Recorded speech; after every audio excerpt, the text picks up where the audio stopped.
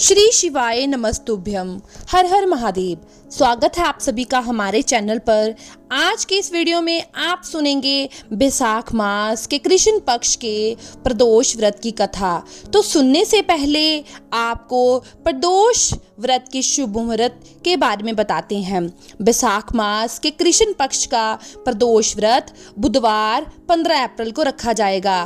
त्रयोदशी तिथि का प्रारंभ होगा 15 अप्रैल बुधवार की रात 12:12 पर। इस तरह से ये अप्रैल 14 की अर्धरात्रि ही होगी और त्रयोदशी तिथि का समापन हो रहा है 15 अप्रैल बुधवार की रात्रि 10:31 पर। प्रदोष काल पूजा का शुभ मुहूर्त होगा 15 अप्रैल बुधवार की रात्रि 10:31 पर। प्रदोष काल पूजा का शुभ मुहूर्त होगा 15 अप्रैल बुधवार की शाम 6:46 से 9:02 पर और राहु काल का समय होगा दोपहर 12 बजे से 1:30 बजे तक। अब सुनिए बुधवार प्रदोष व्रत की कथा।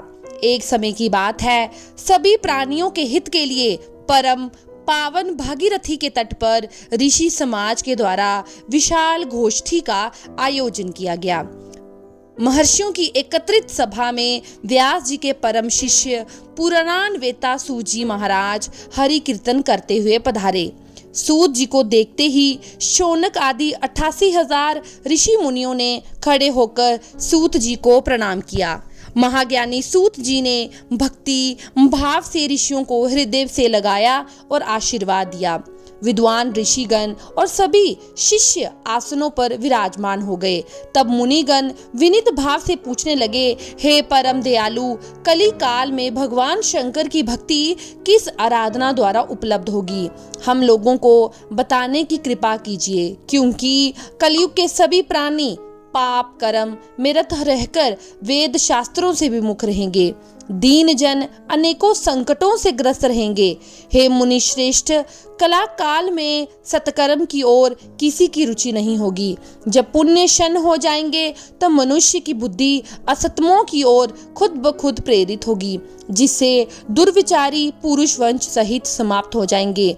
इस अखिल भूमंडल पर जो मनुष्य ज्ञानी होकर ज्ञान की शिक्षा नहीं देता, उस पर परम पिता परमेश्वर कभी प्रसन्न नहीं होते।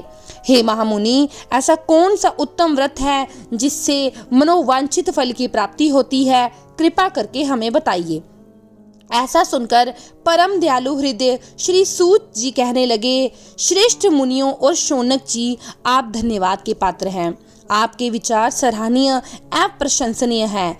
आप वैष्णव अग्रगण्य हैं, क्योंकि आपके हृदय में सदा परहित की भावना रहती है। इसलिए शौनक आदि ऋषियों, सुनो, मैं उस व्रत को तुमसे कहता हूँ जिसके करने से सभी पाप नष्ट हो जाते हैं। धन वृद्धि कारक, दुख विनाशक, सुख प्राप्त कराने वाला, संतान देने वाला, मनोवांछित फल प्राप्त कराने वाला ये व्रत मैं तुम्हें सुनाता हूँ, जो किसी समय भगवान शंकर ने सती जी को सुनाया था और उनसे प्राप्त ये परम श्रेष्ठ उपदेश मेरे पूज्य पाल गुरु ने भी मुझे सुनाया था, जिसे आपको समय पाकर शुभ बेला में मैं सुनाता हूँ। तो बोलिए, उमापति भगवान शंकर की जय। सूत जी कहने लगे, आयु वृद्धि स्वास्थ्य लाभ हेतु त्रयोदशी का व्रत करें। प्रातःकाल स्नान करके निराहार रहकर भगवान शिव के ध्यान में मगन हो शिव मंदिर में जाकर भगवान शंकर की पूजा करें। पूजा के पश्चात अर्धपुंड त्रिपुंड का तिलक धारण करें, बेलपत्र चढ़ाएं, धूप दीप अक्षत चढ़ाएं, ब्राह्मण को भोजन कराकर सामर्थ्य के अनुसार दक्षिणा दें। इसके पश्चात मौन व्रत धारण करें। व्रती को सत्य भाषण करना आवश्यक है। हवन और आहुति भी करनी चाहिए। ये व्रत सभी मनोरथों को पूर्ण करता है। हे ऋषिवरों, ये प्रदोष व्रत जो मैं आपको बता रहा हूँ, भगवान शंकर ने सती जी को और वेद व्यास मुनि ने मुझे सुनाया था। शनकादि ऋषि बोले, हे पूज्यवर, हे महामते, आपने ये व्रत परम गोपनीय, मंगलप्रद, कष्ट निवारक बताया है। कृपा करके ये बताने का कष्ट करें, यह व्रत किसने किया और उसे क्या फल प्राप्त हुआ।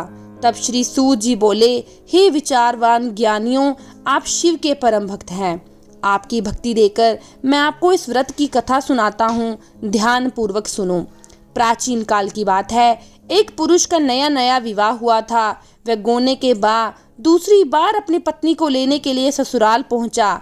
उसे अपनी सास से कहा कि वो बुधवार के दिन अपने पत्नी को घर ले जाना चाहता है। उस पुरुष के सास ससुर साले सालियों ने उसे बहुत समझाया कि बुधवार के दिन पत्नी को विदा कराकर ले जाना शुभ नहीं माना जाता, लेकिन वह पुरुष अपनी जिद से टसमस नहीं हुआ। तभी विवश होकर ससुर को अपनी जाम माता और पुत्री को बड़े भारी मन से विदा करना पड़ा।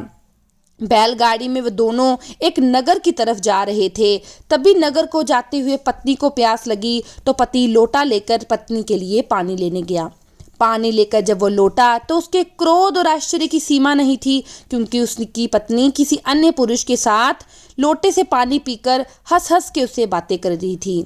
क्रोध में वो आग बबूला होकर उस आदमी से लड़ने झगड़ने लगा, मगर उसे देखकर ये भी बहुत आश्चर्य हुआ कि उस पुरुष की शक्ल हूबहू उससे मिलती थी। अब हम शक्ल आदमियों को लड़ते देखते काफ़ी टाइम हो गया। वहाँ पर आने जाने वालों की भीड़ लग गई। सिपाही आ गए। सिपाहियों ने स्त्री से पूछा कि इन दोनों में से कौन सा तुम्हारा पति है, तो बेचारी वो भी असमंजस में पड़ गई, क्योंकि दोनों की शक्ल एक दूसरे से मिलती थी। बीच राह में अपनी पत्नी को इस तरह देखकर पुरुष की आंखें भर आईं और भगवान शंकर से मन ही मन प्रार्थना किया कि भगवान, आप मेरी और मेरी पत्नी की कैसी परीक्षा ले रही हैं, हमारी रक्षा करो भगवान। हमसे जो बड़ी भूल हुई है, जो बुधवार को मैं अपनी पत्नी को विदा कर ले आया हूँ, मैं भविष्य में ऐसा कभी कोई अपराध नहीं करूँगा, हमें कृपा करके क्षमा कीजिए।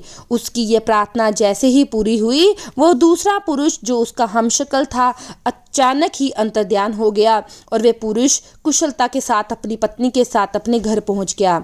उस दिन के बाद दोनों पति पत्नी ने नियम पूर्वक बुधवार के प्रदोष का व्रत रखने लगे और एक सुखी जीवन व्यतीत करने लगे। बोलिए भगवान शंकर की जय। हर हर महादेव। अगर आपको मेरी ये वीडियो पसंद आई है और अगर आपने प्रदोष का व्रत आज धारण किया हुआ है तो कमेंट सेक्शन में हर हर महादेव लिखना ना भूलें। अगर आपने प्रदोष का व्रत नहीं भी रखा तो भी वीडियो जरूर सुननी चाहिए, क्योंकि जब हम कथा का श्रवण करते हैं तो भी उसके पुण्यों की प्राप्ति हमें हो जाती है। इसलिए कथा को अंत तक जरूर सुने। और जिन लोगों ने आज प्रदोष व्रत धारण किया हुआ है, अगर उन्होंने ये वीडियो नहीं देखी है या कथा नहीं सुनी है, तो आप उनको भी ये कथा सुना सकते हैं।